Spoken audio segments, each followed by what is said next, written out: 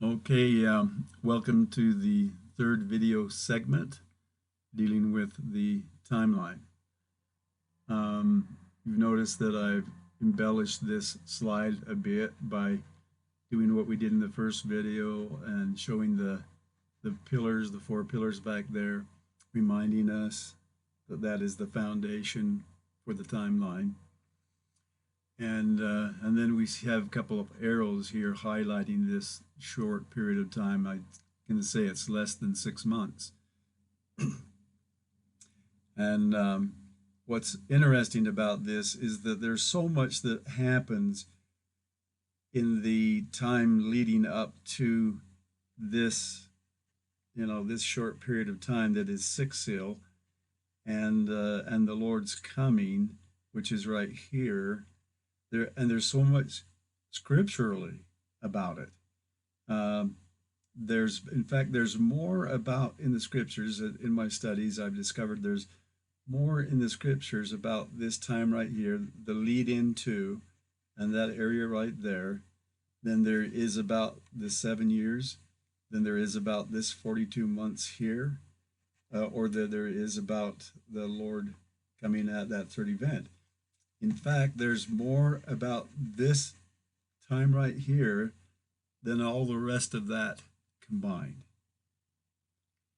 Okay, now in the last video, we talked quite a bit about the abomination of desolation. And let's see how closely knit the abomination of desolation and the Lord's first appearance is. And to do that, we go to Joseph Smith Matthew. And again shall the abomination of desolation spoken of by Daniel the prophet be fulfilled. And immediately after the tribulation of those days, the sun shall be darkened, the moon shall not give her light, and the stars shall fall from heaven, and the powers of heaven shall be shaken. And as I said before, after the tribulation of those days, that is, after the abomination of desolation, and the powers of heaven shall be shaken, then shall appear the sign of the Son of Man. Then shall the tribes of the earth mourn, and they shall see the Son of Man coming in the clouds of heaven with power and great glory. Okay, so it's pretty immediate. There's not a lot of time elapses there, and there's a reason for that, and that is because the Lord has promised to save his people. He's got to get us back to a safe place because there's more to come. Once the Lord comes to the saints of Ad Adam, then all the things in Revelation 8 through 11 leading up to the Lord coming to the Jews will unfold. And so let's go to Joel here, Joel chapter 2. He says, "And I will show wonders in the heavens and in the earth, blood and fire and pillars of smoke." I wonder what those pillars of smoke might be. And then he says, "The sun shall be turned into darkness and the moon into blood before the great and terrible day of the Lord." You know, when we were reading in Joseph Smith Matthew, it talked about the moon not giving its light, but it didn't say it was turned to blood. So that particular reference to of the moon being turned to blood is before the great and dreadful day of the Lord come, but it is part of the lead-in. Okay, but if we go back to Joseph Smith Matthew, which is this abomination of desolation happens immediately, and immediately after the sun shall be darkened and the moon shall not give her light. See, so the sun being darkened and the moon turned to blood is, a lead-in to that. But the sun being darkened and the moon not giving her light, that is when the Lord comes. Okay, so let's move forward and actually get into some of the details of this period of time right here. This slide represents the final sequence. It's kind of an overview of this final sequence. So, number one, the abomination of desolation. Sun darkened, moon turned to blood. Okay, we'll have to remain inside, as Isaiah says, and stand in holy places. I expect that we'll do our Sabbath observance at home for some time, as we've been prepared to do. The Son of Man will come to the saints while in the Rocky Mountains, according to Joseph Smith. And in D&C 103, we learned that both angels and the Lord himself will go before us and lead us to the goodly land. The saints will arrive at AOA for the fall feast, where there shall be a great assembly of mortals, those who are translated, and those who are resurrected. The sun and moon will not give their light, and the Son of Man, the sign of the Son of Man will be given. So we see here again, moon turned to blood up here, but in the final appearance, the sun is darkened and the moon will not give her light. Angels will gather the remainder from the four quarters of the earth. So just as we're there in darkness and we're at autumn on Diamond, and the sign of the Son of Man is being seen in the heavens above, and the earth will, the other inhabitants of the earth will see this sign as well, but they won't be at Adam on Diamond. And it is at that time that the Lord will send his angels before him to gather the remainder from the four quarters of the earth, those who cannot trek to Adam on Diamond. And when they arrive, then the bridegroom will come, and I believe that will be on the Feast of Tabernacles.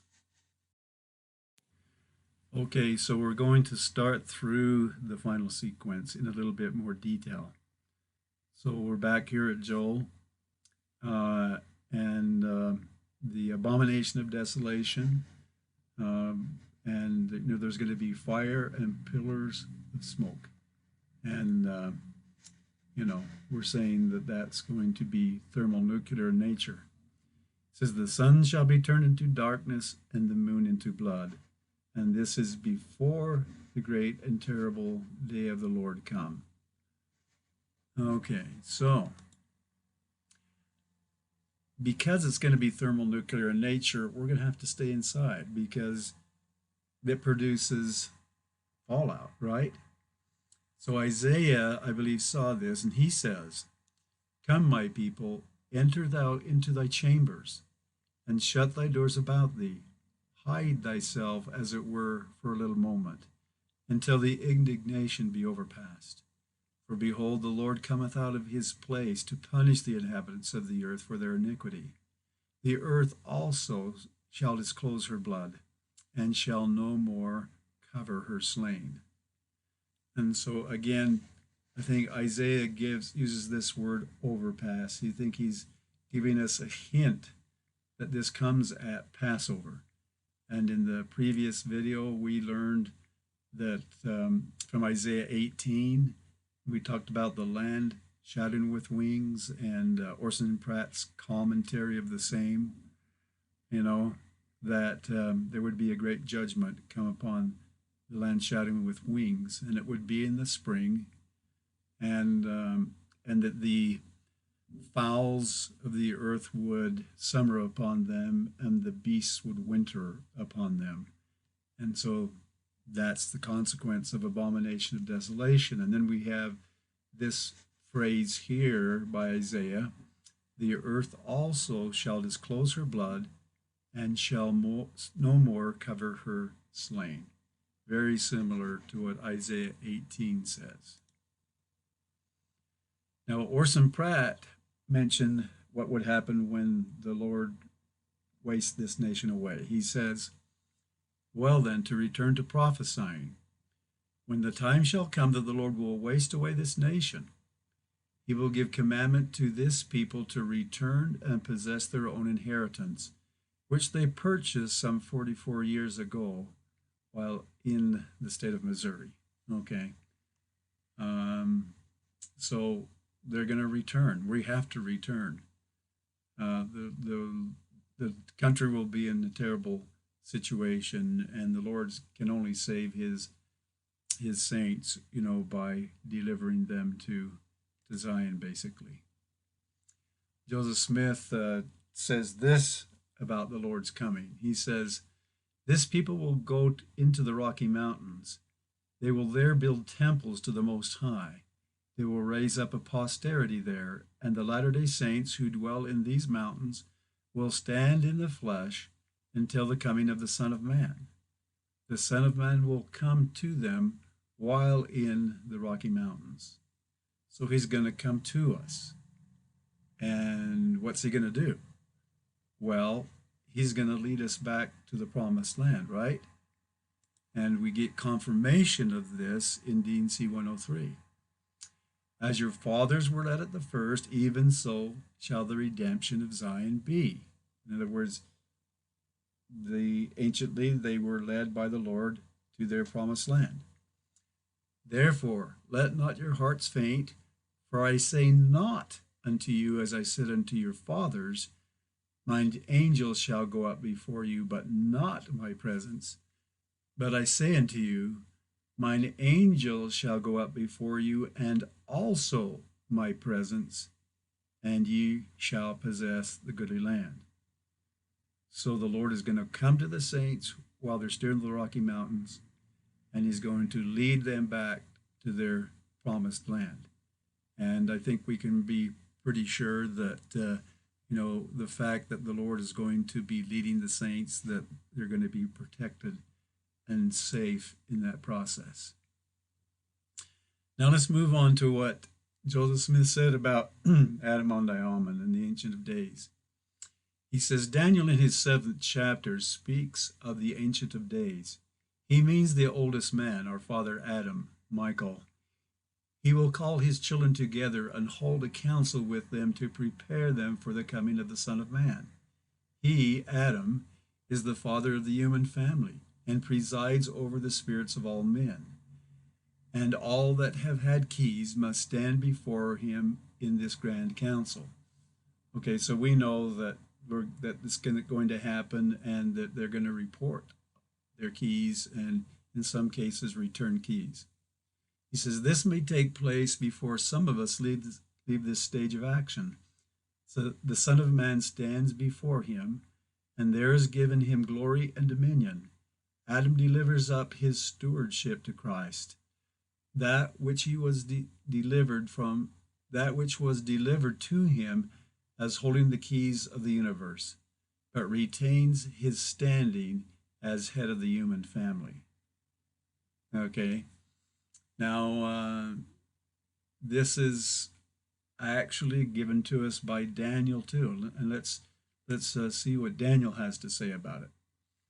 He says, I beheld till the thrones were cast down, and the Ancient of Days did sit. That would be Adam, whose garment was white as snow, and the hair of his head like the pure wool.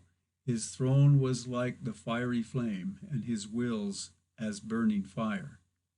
A fiery stream issued and came forth from before him. Thousands ministered unto him, and 10,000 times 10,000 before him. And the judgment was set, and the books were opened. So this is this judgment. It's this reporting of stewardships. Okay. And I believe this will happen. It will unfold during the Feast of Trumpets and the Feast of Atonement, which is about 15 days. And at the end of that process, then I believe verses 13 and 14 will unfold. And I saw in the night's vision, and behold, one like the Son of Man came with the clouds of heaven, and came to the Ancient of Days. And they brought him near before him, and there was given him dominion and glory and a kingdom, that all people, nations, and languages should serve him. His dominion is an everlasting dominion, which shall not pass away, and his kingdom that which shall not be destroyed. Okay, so That, I'm going to say, is the Feast of Tabernacles when he'll come. And John in Revelation sees this very event that we're talking about, and here's what he has to say about it. And I, John, saw the holy city, New Jerusalem, coming down from God out of heaven, prepared as a bride adorned for her husband.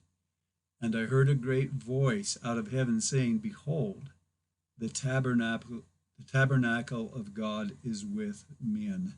And so this city, New Jerusalem, and the tabernacle of God, it's the same thing, and it's also the city of Enoch. And what day do you think the tabernacle of God will come and be with men? Maybe on the Day of Tabernacles or the Feast of Tabernacles? Does that make sense? And he will dwell with them, and they shall be his people, and God himself shall be with them and be their God.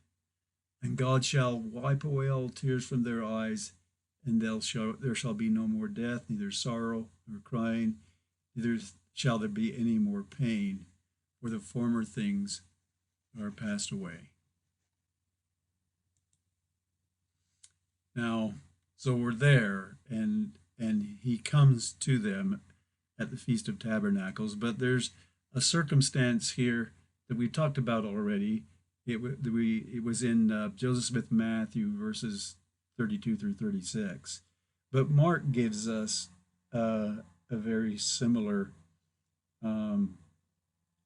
sequence of events and helps us understand or confirm, I guess we say, with what we have in Joseph Smith Matthew. But when ye shall see the abomination of desolation spoken by Daniel the prophet. So again, abomination of desolation. But in those days, after the tribulation, or after the abomination of desolation, the sun shall be darkened, and the moon shall not give her light. As we've made it a point before, when the moon doesn't give its light, that's when Christ comes. And the stars of heaven shall fall, and the powers that are in heaven shall be shaken. Then shall they see the Son of Man coming in the clouds with power and great glory. So it's going to be dark, and they'll see the coming of the Son of Man in the clouds of heaven. And this won't just be Latter-day Saints. All the peoples of the world are going to see it over a 24-hour period, as Joseph Smith said.